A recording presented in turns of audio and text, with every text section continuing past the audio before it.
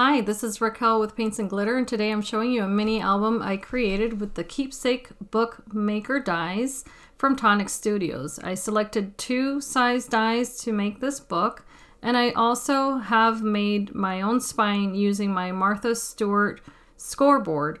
For the spine, I created 6 mountain folds. Each of them are a 1/2 inch tall.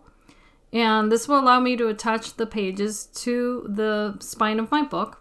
Each gusset is 1/4 of an inch wide, and that'll allow room for the pages to move. And the entire thing measures 2 1/4 inches wide from one end to the other, and that will fit inside of the book.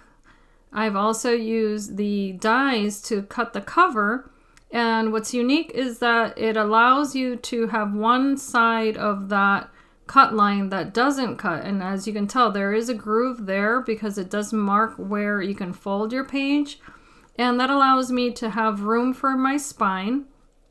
So that measurement there was 2 1/4 inches from that one fold, and now on this back cover I did cut away the edge and then allowed myself that 1/4 of an inch fold there to attach one piece to the other. Now it's just a matter of folding that piece over, and I did line it up with the crids on my cutting board there. And once I'm comfortable with how those pages fit together, which I can make sure I line them nice and precisely, vertically and horizontally, all that good stuff, then I can place it down on that sticky surface there where I removed the backing.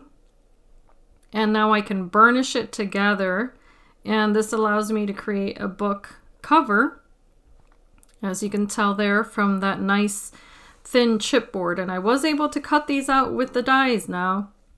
The chipboard is from Silhouette Cameo, and as you can tell I also cut out the designer paper that's going to be the cover of my book. But here I'm lining up the ribbon that I want to use to close the book.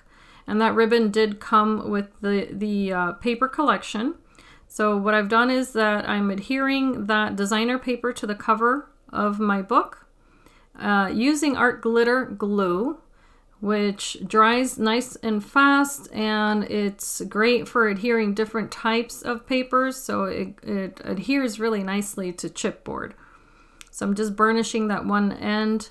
And now I can line up the ribbon, but it did have some sort of adhesive left on there from when it was packaged. So what I've done is I'm just taking my nice sharp scissors and I'm cutting off that one area, but I did make it in the shape of a flag just for visual interest there. And I removed the part that I didn't like. So now I'm using my Cropadile, and I just lined that up. I was just eyeballing this to add that ribbon, so I did cut them both together, and there's a little bit of excess ribbon there, so I decided to cut that piece off, and I'm just using some smaller scissors that are sharper to remove that piece. And now my little eyelet can go ahead and fit through, and it's going to fit through the cover, and I just set it with my Cropadile. So squeezing that together will allow that little eyelet to pinch that ribbon there. And now that's permanently affixed to the cover of my book. This is the inside lining paper or designer paper that I forgot to adhere to the inside of my book. Thankfully, I was able to use the hole that I had already punched out up with the paper, used a pen to mark it, and now I'm able to punch a hole there also. And that lined up perfectly.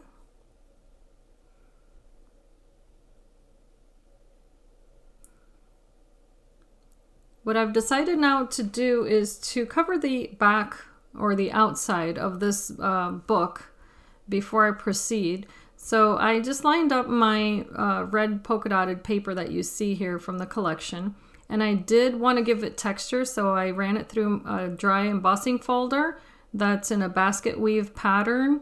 So aside from those little polka dots, it's going to have that texture as well. And I used my Tonic guillotine here just to cut it down and make sure that that did fit precisely on that spine. As you can tell, I just marked it with a pen there and cut off whatever was remaining there. And now it fits perfectly, and I can go ahead and adhere it to that spine.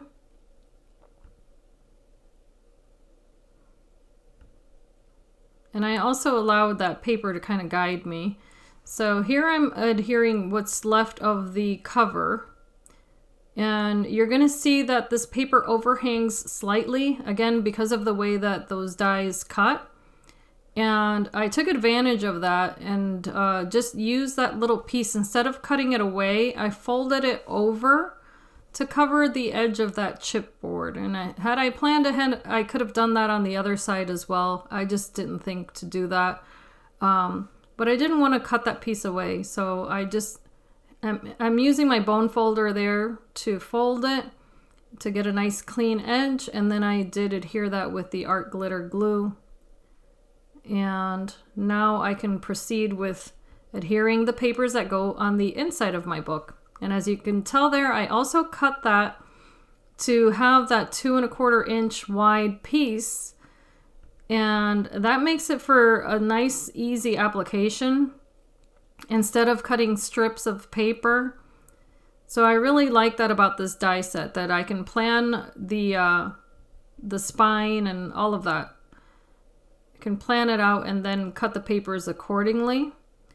Here, what I've done is now that I apply this paper to make sure that it still lines up nicely with that eyelet that I had placed on the page, then what I want to do aside from burnishing it is to use that bone folder and just apply a little bit of pressure right around that opening.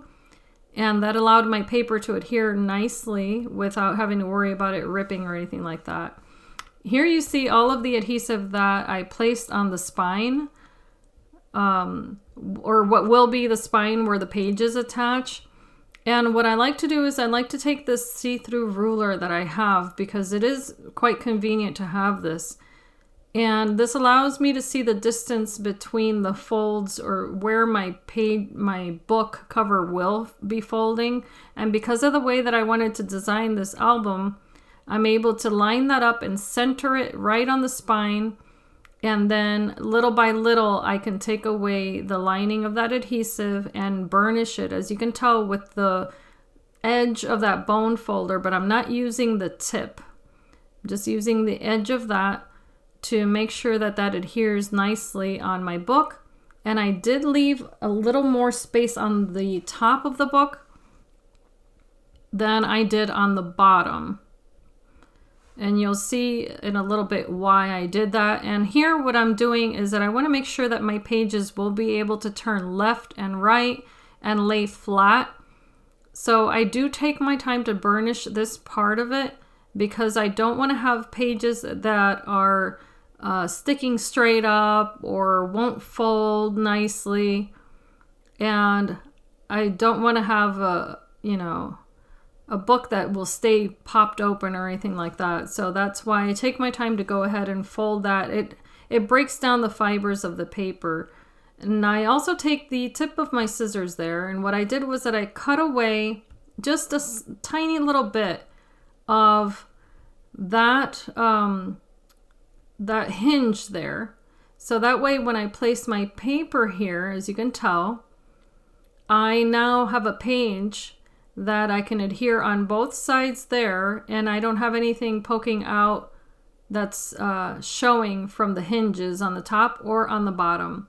And the other thing that I made sure to do was to make sure that page does not stick out from the top of the book because of that decorative element that it has.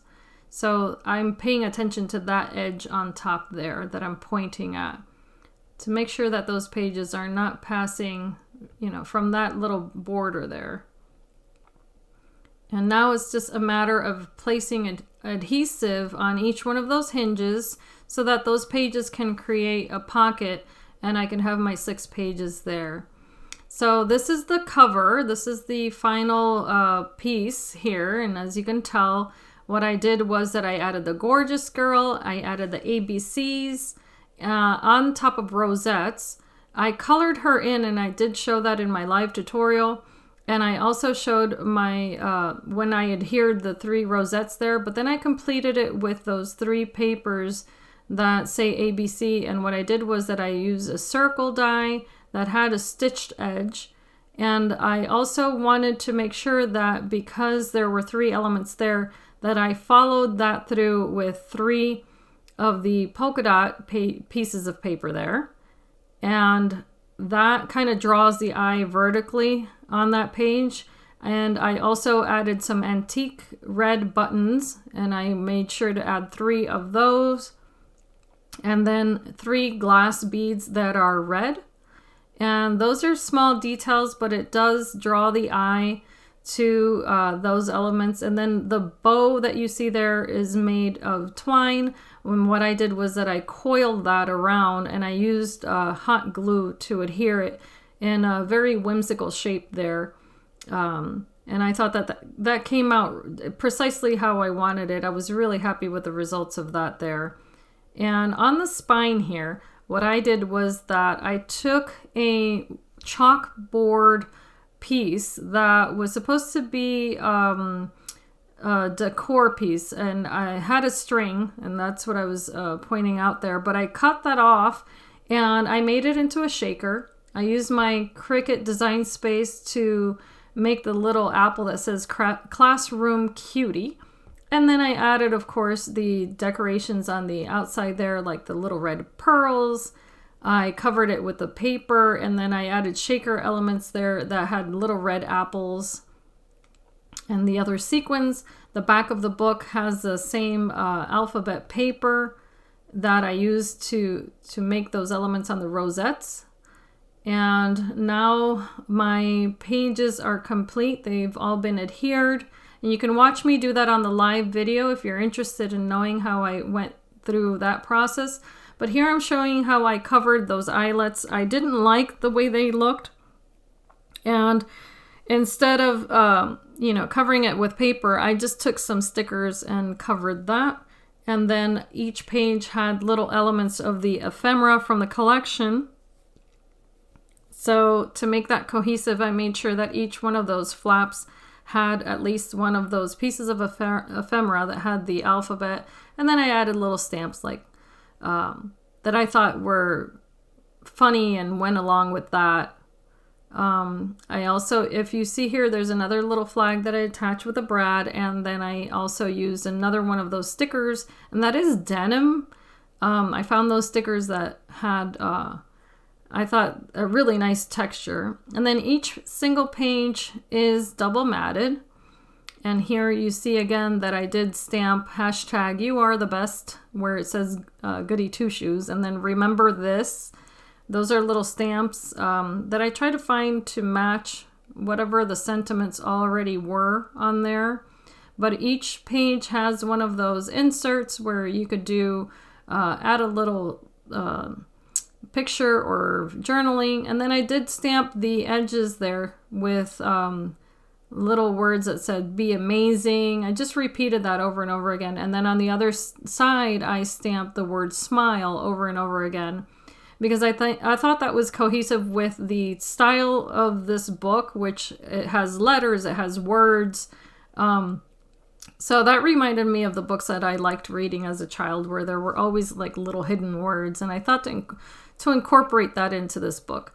So this is it. This is my mini album. I hope that you guys have enjoyed this tutorial. If you have any questions, feel free to reach out to me, but I do appreciate you watching. And as I always say, I hope that you can be inspired and be blessed.